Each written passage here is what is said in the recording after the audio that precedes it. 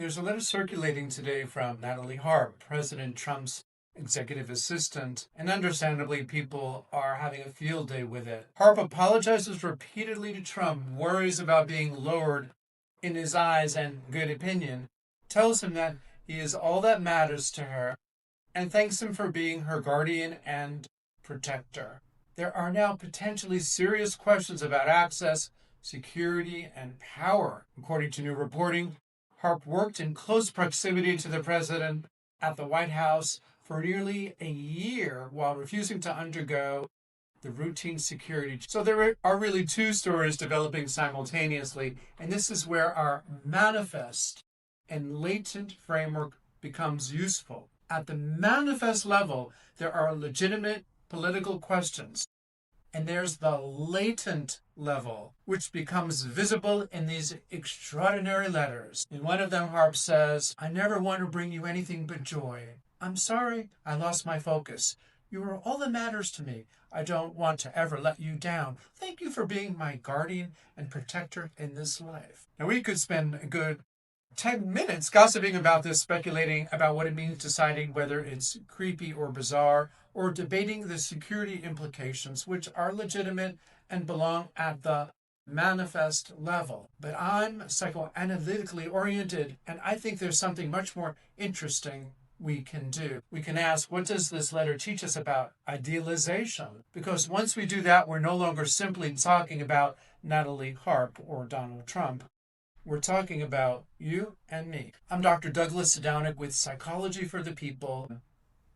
I'm going to introduce you briefly to Sigmund Freud and then to Heinz Kohut, who made an enormous departure from classical psychoanalysis and asked a different question about what human beings actually need in order to develop a cohesive self. And if you stick with me toward the end, I'll give you a mini workbook for examining idealization in your own life, along with an exercise that I think may surprise you. First, a little psychoanalytic history. Sigmund Freud gives us this extraordinary model of human beings as creatures of unconscious conflict. We have drives, sexuality, aggression, wishes, and fantasies that aren't compatible with civilization, or even with the person we consciously believe ourselves to be. There is something indispensable in Freud's discovery that we're not masters in our own psychological house. But psychoanalysis continued to develop after Freud. And one of the people who dramatically changed the conversation was Heinz Kohut, an Austrian-born American psychoanalyst who became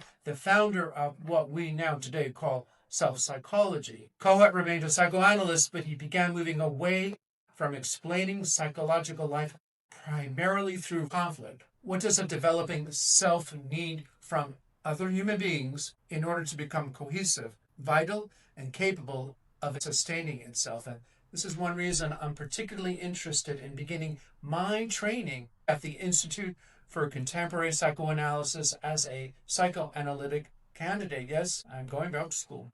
Kohut becomes interested in what he eventually calls self-object needs, psychological functions that other people perform for the developing self.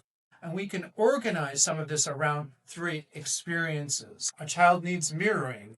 He or she needs somebody who tells him, "I see you. Your excitement registers in me. Your accomplishment matters. You can even bring me your grandiosity, and I don't have to humiliate you for it." A child also needs idealization. The developing child needs to experience somebody as bigger, stronger, calmer, or more capable than himself, herself, themselves, and to participate psychologically in the security of that person. And then there is the twinship need, the experience of belonging, being like somebody else, somebody just like me, so I'm not psychologically alone. These needs, which are developed in early infancy with the parents, they don't disappear just because we turn 18. The question is what becomes of them, especially if they were not handled well. I can understand personally what this is like. I grew up in the Bronx in 60s, 70s with Depression era parents.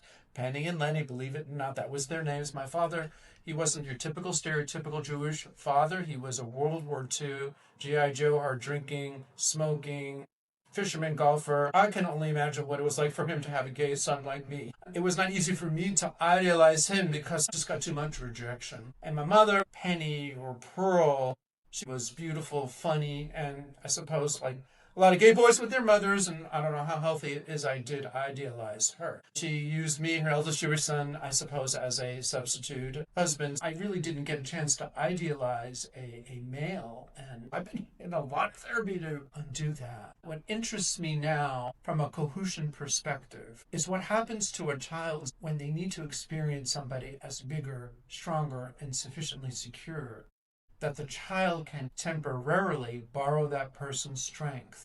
Harp describes Trump as her guardian and protector. And so I become concerned not merely with the object of the idealization, but with the person whose emotional world may depend upon maintaining it. One of the first children I ever worked with back in the day, maybe 20 years ago, was 8 years old. Young man, very psychotic. When he first met me, he didn't merely like me. He informed me that I was like a god. I was thousands of feet tall. I could climb buildings like Spider-Man.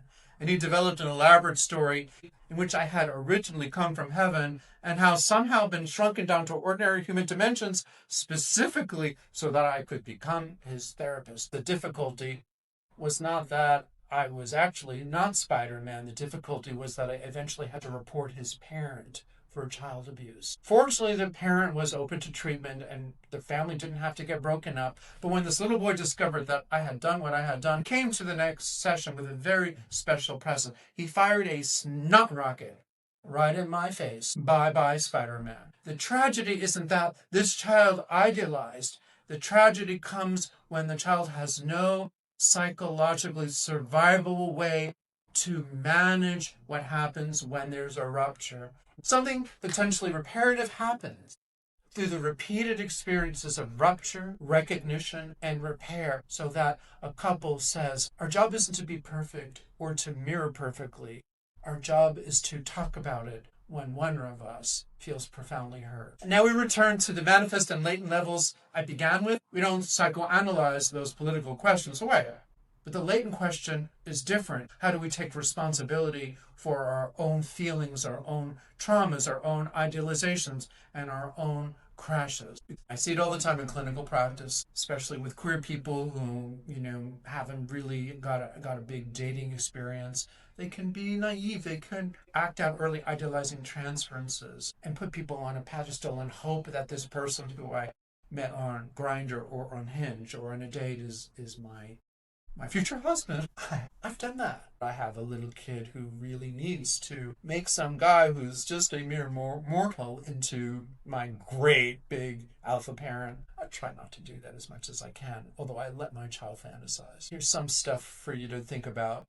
I'd like you to ask yourself, were you able to idealize a parent when you were little? Was there somebody you could look up to who could enjoy your idealization without exploiting it for their own narcissistic purposes? And if there weren't that person, what happened to your need to look up to somebody? Where did you put it? Do you become intensely attached to teachers, therapists, spiritual leaders, political figures? What happens when somebody you admire turns out not to deserve everything you've projected onto them? Can you retain what was genuinely good without needing to maintain the fantasy? Can you love a real person? Can you recognize someone's limitations without having to turn yesterday's hero into today's monster?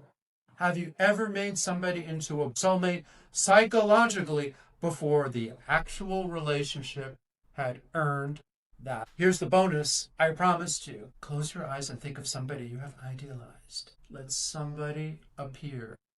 You could be a parent, a lover, a therapist, a teacher, a celebrity, a political leader, a spiritual figure. Now imagine yourself standing in front of that person and ask, what do you have that I believe I don't have? What am I borrowing from you? Your strength, your certainty, your beauty, your intelligence, your authority, your goodness, your permission to exist. And then imagine that person stepping down from the pedestal and standing beside you at ordinary human height. And here's an important part of the exercise. Don't immediately replace the idealization with devaluation. The point isn't to discover that the person you admired is actually terrible. Let them become complicated. Let them possess admirable qualities and disappointing ones. Let them be generous and selfish, strong and frightened, brilliant in one area and foolish in another. Let them become human. And notice what happens inside of you.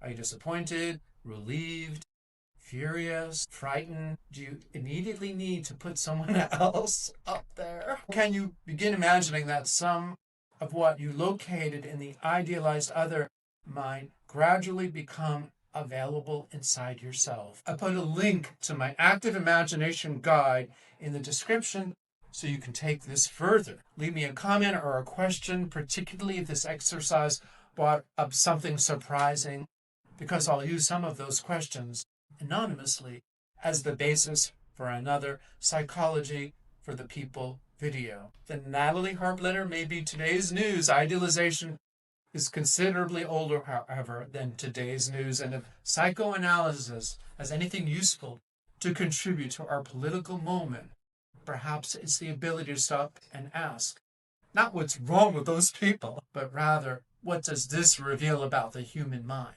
And where does some version of it live in me? I'm Dr. Douglas Downing. This is Psychology for the People. Subscribe if you want to keep going deeper with me. Thank you so much. I so appreciate you being here.